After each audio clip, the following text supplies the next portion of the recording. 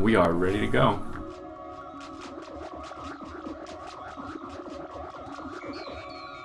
And looks like it's going to be Harmony Medtech versus Classic Criminal Gabe. Harmony Medtech means each player only needs 6 agenda points to win the game.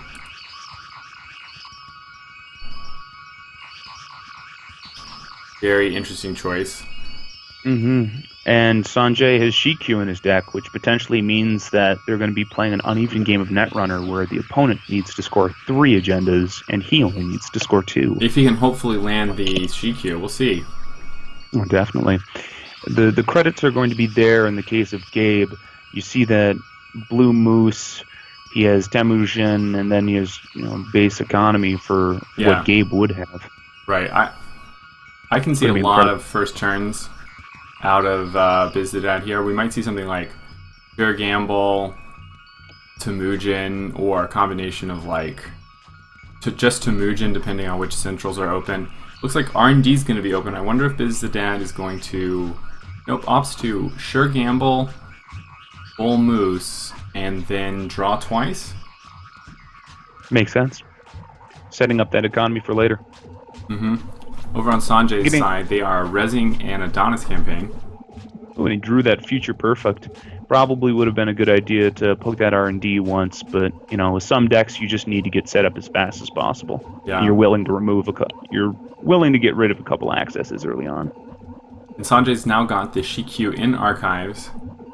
Bizthedad installing a Sneak Door Beta and a Data Sucker. Uses Sneak Door, gains 2 credits from Gabe, up to 4 credits, and accesses, looks like, an Adonis campaign in HQ. Sanjay's up to 12 credits.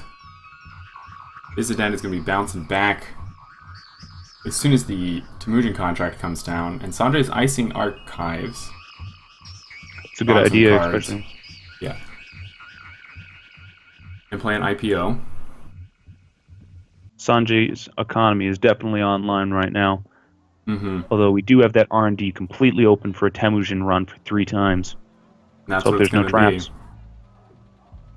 Or agendas. Looks like it was nothing, so Bizthedad's going to be hitting the same card on R&D at least once more. Let's see if it goes for the last one. There it is. There's the last one. Mujin run 3 times. Feels really good. And do note that we have 4 counters on Data Sucker right now.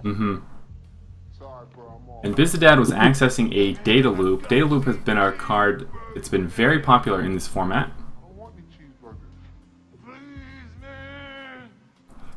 Looks like the Data Loop is going on to server 1. It's also getting a Bin Musashi.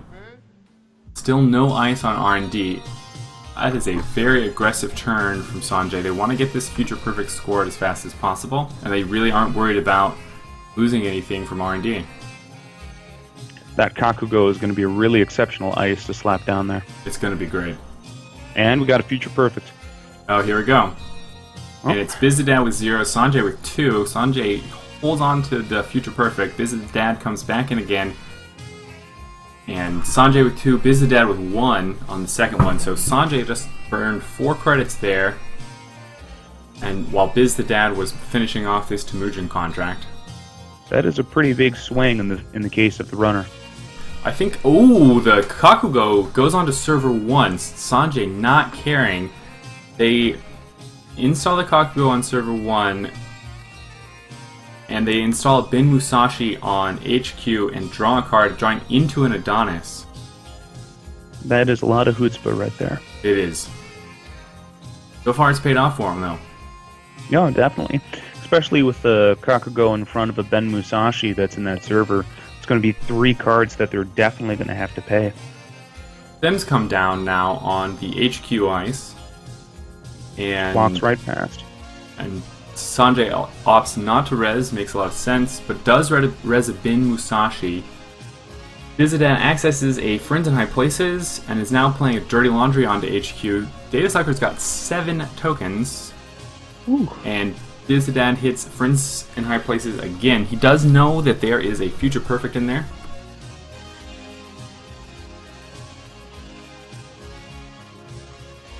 Bold-faced lie. And there it is. Install Advance Advance. I don't think that Bizthedad knows about the second Future Perfect. No, he does not. He has not seen it as of yet. And Biz is in a pretty good position to be able to get past any ice with the data sucker at a high cost right now. doesn't have a decoder. Excuse me, doesn't have a fractor in hand. Opts to draw some cards. Draws into a Dirty Laundry. Ultimately draws into a Top Hat. Intriguing choice. Great splash here. Sanjay's gonna be able to score a Future Perfect. Now has a Obacoda Protocol and a Future Perfect in hand, as well as 2 Adonis Campaign and 2 Friends in High Places. Gonna have to drop something. Bizthedad now has the Gauntlet on HQ. Or excuse me, the Gauntlet installed. Oh, this is going to be a good position for Biz in order to keep him honest by taking out that HQ. Yeah. Man, that deck on Sanjay's point, if you're ever going to be using 3-pointers, those are the 2 best 3-pointers that you could be using. Absolutely. Bizthedad now has a Temujin contract on R&D and the Top Hat down. Comes into R&D, trashes the Pad campaign with their Temujin credits. Accessing an unseat card now. Accesses a price tag, trashes that. And Sanjay draws into a pup. Great to put on R&D right now. Not going to cost them much. I think a turn like... Oh, they're going for it. They're installing advancing an Obacoda Protocol on server 1, which I don't think Biz is going to be able to steal. Oh, what type of ice does he have down right there right now? Well, it doesn't matter. Because of Bin and Obacoda Protocol, Sanjay doesn't even need to res the ice. Oh, wow. Now that is a really powerful position to be in. This is going for a special order and is running R&D, or excuse me, server 1. But it's, yeah, Sanjay doesn't even need to res here. Yeah, the Gakugo from earlier is going to take out 1 card from his hand, and he's not going to be able to pay for that. That is a powerful agenda. It is. And luckily for Sanjay, there were no count siphons in this game.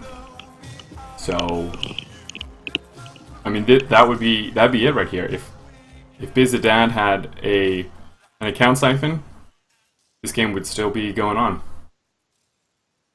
Indeed. I think that this is about as short a match of Netrunner as you can see. Both players coming away from this with Corp wins.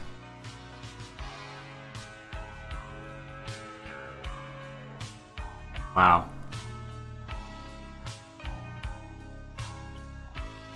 And that's all she wrote. That is a really well-designed Corp deck, and also that runner deck using Top Hat as an additional part to the Temujin lock on R&D. Top Hat's great. It's one of the cheapest ways in terms of credits and influence to get some multi-access into your deck. Mm-hmm. It definitely is, especially if you don't have a way of trashing cards. I myself usually play Anarch, so I don't find myself in that position very often. Because you've got Wizard. Normally, Wizard's your guy? Right now, I'm pretty much entirely playing Noise. Either that, or I would play Wizard. At the previous regionals that I've been at, I play Wizard. Very nice. Wow, give those guys some props. Both those are some very competitive designed cash refresh decks. Yeah, and it harkens back to an era of Netrunner that feels like really kind of fresh to me. Oh, definitely. And especially having Estella Moon, but not having an environment in where there's a lot of high-value assets. Because here, we don't necessarily have anything that provides a relationship between all of those combo pieces. You know, Friends in High Places, Estelle Moon, in Encryption Protocol, you know, yada yada. We go on and on with valuable assets. You know, we look at the Clone Suffrage Union and all of the other political assets that came out in the Wombat cycle. Mm-hmm. It's very refreshing to have cards that we've experienced as toxic within the standard format and have them be entirely reasonable inside Cash Refresh. Yeah. That's a really good point. It shows where the cards have kind of like gotten off kilter with one another. And that kind of hints at like where Netrunner should like live, how you should, what the kind of intention is. It kind of reminds me of oversalting a meal. Oh, definitely. You don't want to salt before you've eaten anything, because somebody's gone and put so much time and effort into making sure everything is seasoned properly, and when efficient cards just get crammed into every deck, or cards that can pull off really powerful 7-8 card combos that lock out their opponent, that's really not where this game was intended to be.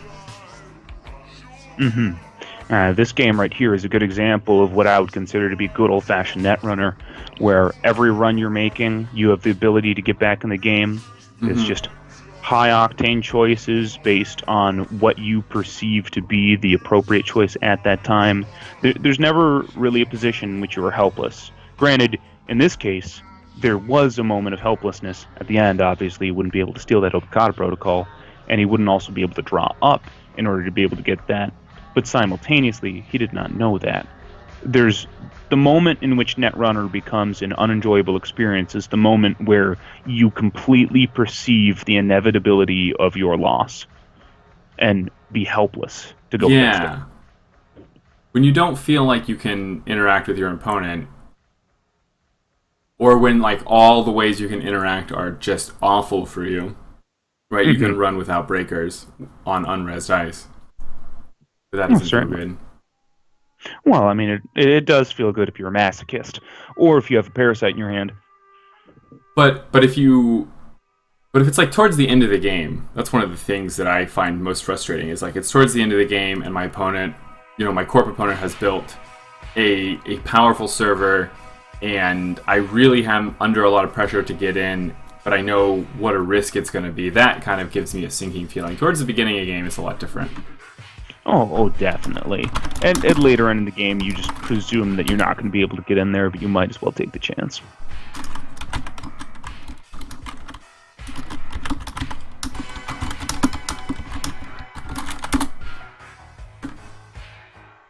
Well, I was not expecting both these games to be done in 30 minutes.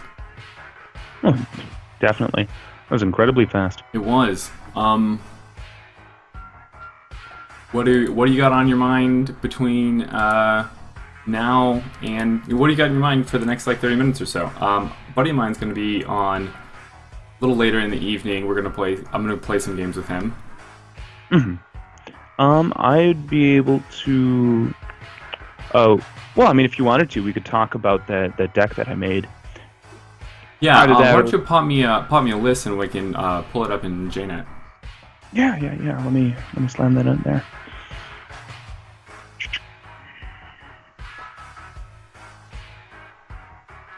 Then is there a chat-based system that I'd be able to directly message this to you? You can put it in Skype. Oh, yeah. Well, I'm actually running that in something completely different. So, because there's no one in this game, I'm just gonna... Boop. Oh, I actually left that game. Oh, well, you'll be able to pop back in here, right? I should still be open because there's some person there. Yeah. So it's not organized very well right there, but you can grab that and put that into your deck builder, and then we can just kind of talk about it a little bit. Yeah. Because I've been experimenting with a couple alterations with this, and I'd be more than glad to talk about kind of my thought process on this. Yeah, you've got a rover algorithm in here. And an offer you can't refuse. Indeed. It is pretty spicy. So, pretty much my decision at the onset was I want to see Rover algorithm put in a position where it actually will pull weight as compared to be a card that sits in the binder because it's presumed to be bad. And so I wanted to guarantee that there would